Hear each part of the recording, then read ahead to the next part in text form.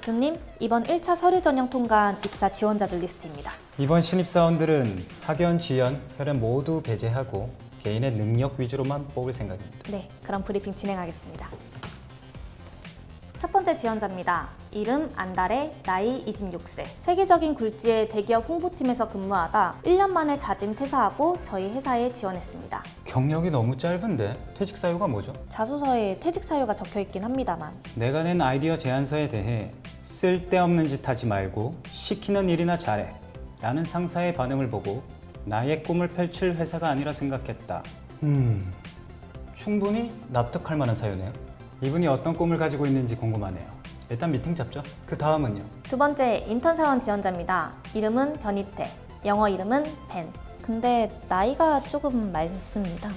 70. 70세? 근데 인턴으로 지원했다고?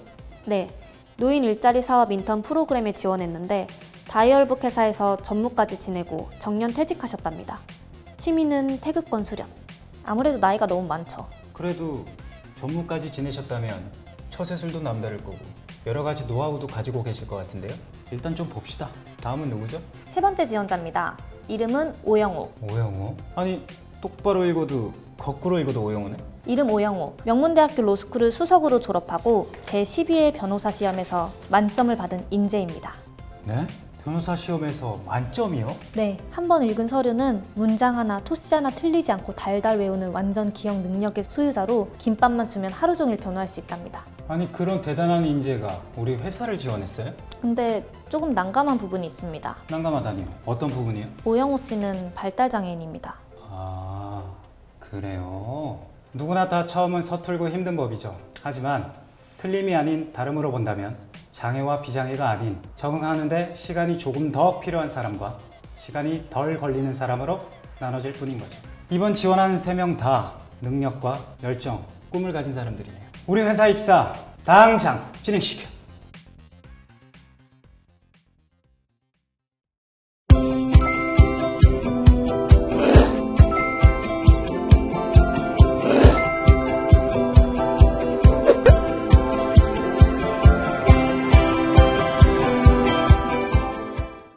여러분들이 생각하는 최고의 일자리는 무엇인가요? 돈을 많이 주는 일자리인가요? 아니면 정년이 65세까지 보장되는 안정적인 일자리인가요? 또는 근무 시간을 내 마음대로 조정할 수 있는 유연하고 자율적인 일자리를 원하실까요? 그렇다면 돈도 많이 주고 60에서 70세까지 정년도 보장되고 심지어 근무 시간도 내 마음대로 조정할 수 있다면 그런 일자리가 과연 최고의 일자리일까요? 저는 1991년도에 바다가 있는 지방도시에서 태어났습니다. 그리고 초등학교에 입학하던 때부터 고등학교를 졸업할 때까지 오직 한 가지 목표만을 강요받으며 학창시절을 보냈어요. 무조건 대도시에 있는 좋은 대학에 꼭 가야 한다. 왜?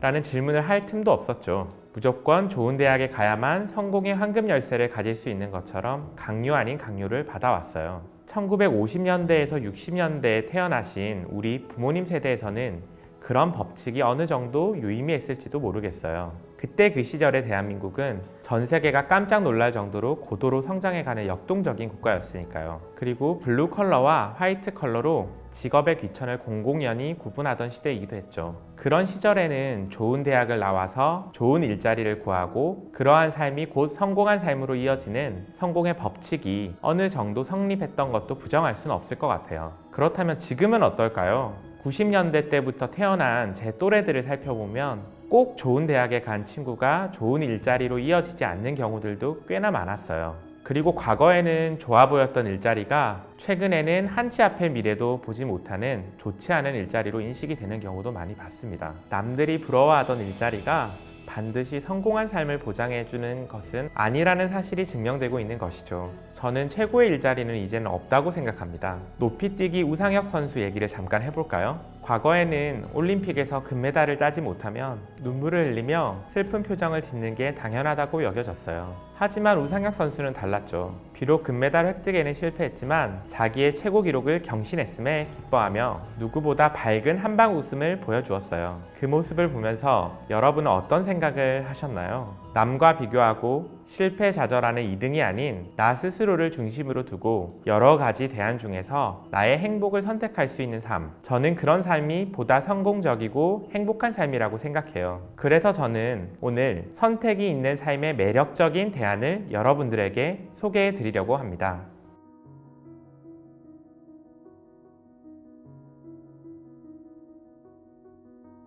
두 개의 기업이 있습니다. 제주도에서 탄생한 A 기업은 제주도에 오는 다수 여행객들이 이동의 불편함을 겪는 것을 해결해주고 싶다는 데에서 시작됐습니다. 몇 년 전까지만 해도 제주도에 가는 관광객들이 값비싼 렌트카를 이용했습니다. 그리고 관광객의 숫자가 급속도로 불어나면서 렌트카의 숫자도 지속적으로 늘어났는데요. 그 결과 제주 지역의 탄소 배출량 또한 급격하게 증가하면서 생각지 못했던 환경 문제가 제기되었습니다. 그리고 아무리 렌트카 숫자가 늘어나도 고가의 렌트비를 지불하기 힘든 관광객들은 여전히 이동의 불편함을 겪을 수밖에 없었죠. A 기업은 이 문제를 해결하기 위해 방법을 고민했어요. 만약 한 대의 차량을 여러 사람이 꼭 필요할 때만 이용하게 된다면 탄소 배출량을 줄일 수 있지 않을까? 그리고 시간 단위로 렌트카를 이용하는 비즈니스 모델을 구성한다면 값비싼 렌트비에 대한 부담을 덜게 된 관광객들 또한 보다 저렴하고 편리하게 제주도 내에서 이동이 가능하지 않을까? 그런 고민을 하던 창업가가 만든 A 기업의 사업 아이템은 바로 카쉐어링 서비스였습니다. 네,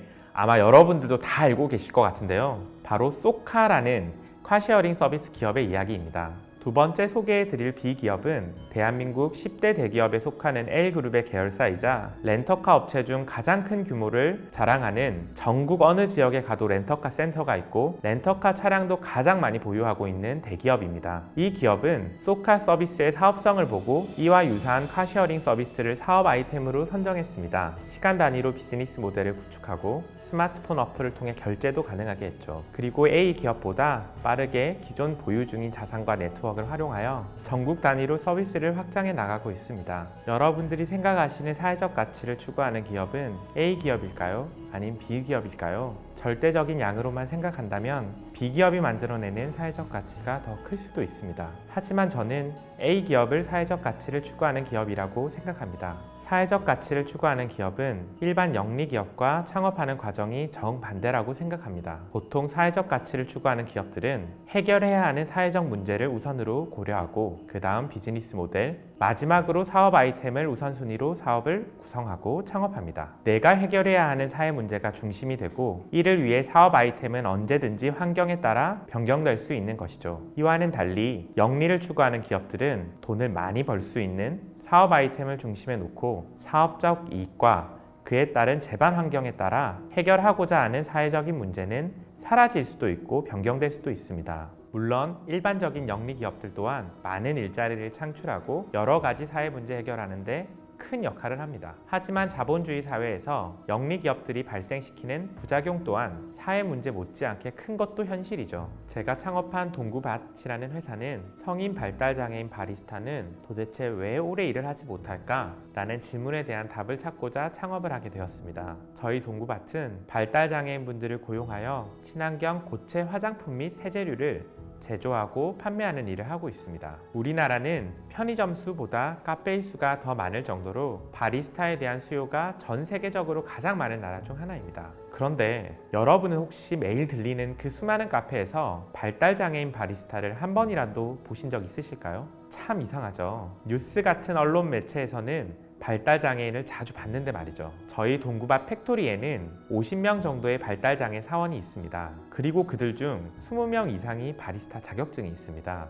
하지만 그들 중 1년 이상 카페에서 일을 해본 사람은 한 명도 없었습니다. 매년 수천억 원씩 매출을 올리는 커피 관련 기업들은 바리스타 인력 공급이 넘쳐서 발달장애인 바리스타에게까지는 기회가 주어지지 않는 걸까요? 아니면 영리를 추구하는 대기업은 어떤 나쁜 의도가 있어서 발달장애인 고용을 기피하는 것일까요? 이런 악순환의 고리를 해결하기 위해서는 먼저 우리가 해결할 수 있는 사회적 문제가 무엇인지를 구체적으로 생각해 볼 필요가 있습니다. 우리는 청년 실업 문제를 해결하는 것이 아닌 발달장애인 문제를 해결하고자 하는 것입니다. 근데 현실은 어떤가요? 요즘 성장하는 커피 산업과 관련된 직무 교육은 대부분 일반 청년층을 대상으로 하고 있습니다. 그러니 발달장애인들이 지원하여 취업까지 연결되기란 낙타가 바늘구멍에 들어가는 것보다 어려운 게 현실입니다. 성인 발달장애인은 3명 중 2명이 친구가 없습니다. 보건복지부 통계에 따르면 평균 1.2명의 친구가 있지만 대부분 그마저도 같은 발달장애를 가진 학교 친구이거나 복지관의 또래 친구들입니다. 이것을 보면 발달장애인들은 사회 적응 능력이 굉장히 부족하다는 것을 알 수 있습니다. 카페 알바를 하루라도 해본 사람은 아시겠지만 카페는 활발한 소통을 필요로 하는 공간입니다. 분 단위로 손님이 들어왔다 나갔다 하며 시시각각 필요로 하는 것들에 대한 요청이 빗발치는 곳입니다. 그렇다면 커피 산업의 성장 여부를 떠나서 카페라는 공간은 과연 발달장애인이 일을 하기에 유리하거나 적합한 공간일까요? 저의 이 발언이 발달장애인 바리스타의 가능성을 일축하는 것으로 오해하지 않으셨으면 좋겠습니다.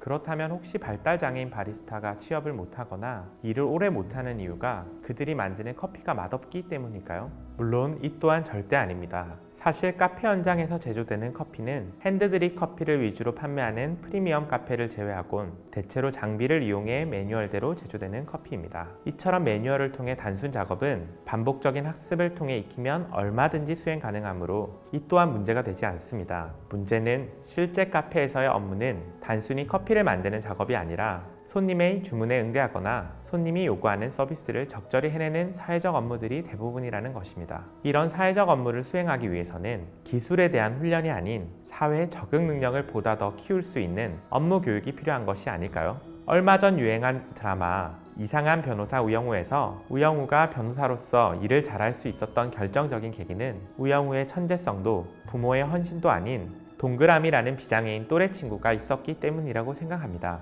발달장애인에게 기술적인 직업교육을 시켜주는 것도 중요하지만 그보다 더 중요한 것은 사회성이 충만한 비장애인 또래 친구를 한 명이라도 더 만들어주는 것입니다.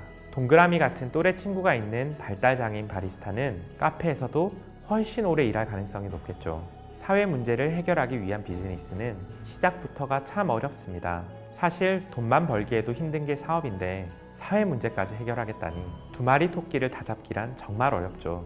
2개의 화장품 기업이 있습니다. A 기업은 시장에서 고가에 판매되는 대기업 베스트셀러 제품을 보다 질 좋게 개량하여 보다 싼 가격에 일반 고객에게 판매함으로써 높은 매출을 올리는 브랜드 기업입니다. B 기업은 대기업 베스트셀러 제품을 그것과 유사하게 그리고 균일하게 생산할 수 있는 시스템을 만들어 매출 증대를 목표로 하는 제조사 기업입니다. 2 기업 모두 사회 취약계층의 고용을 목표로 하고 있습니다. 그렇다면 2 기업 중 일반적인 통념으로 볼 때 사업적으로 성공할 가능성이 높은 기업은 어디일까요? 그리고 사회 취약계층을 안정적으로 고용하는 것을 목표로 한다면 2 기업 중 이 문제를 해결할 가능성이 높은 기업은 어디일까요? 제가 생각하는 답은 사업적으로 성공할 가능성이 높은 기업은 A 기업, 사회 문제를 해결할 가능성이 높은 기업은 B 기업입니다. 2 기업의 가장 큰 차이점은 베스트셀러 제품을 보유한 대기업을 경쟁사로 두었느냐 고객사로 두었느냐 바로 그 차이입니다. 만약 사업적인 수익성만을 둔다면 수익률은 많이 낮고 힘들지라도 직접 제품을 제조하는 것이 더 큰 성장 가능성이 있을 것입니다. 하지만 안정적인 고용을 목표로 한다면 이미 안정적인 베스트셀러 제품을 다수 보유한 대기업에 납품하는 방식으로 안정적인 매출을 유지하면서 고용을 늘려나가는 것이 유리할 것입니다. 즉, 우리는 성공을 목표로 하는 것이 아닌 실패를 하지 않음으로써 사회 문제 해결과 기업의 성장, 2마리 토끼를 같이 잡을 수 있는 것이죠. 제가 군대에서 복무하던 시절 매주 3-4번씩 같은 선임자와 보초를 서며 이런저런 얘기를 나눈 적이 있었는데요. 너 그동안 뭐 하다가 왔냐? 라는 시시콜콜한 질문에 20년이 넘는 제 삶의 이야기가 1시간도 채 못 채울 정도로 빈껍데기 같은 삶이었다는 사실을 느낀 적이 있었습니다.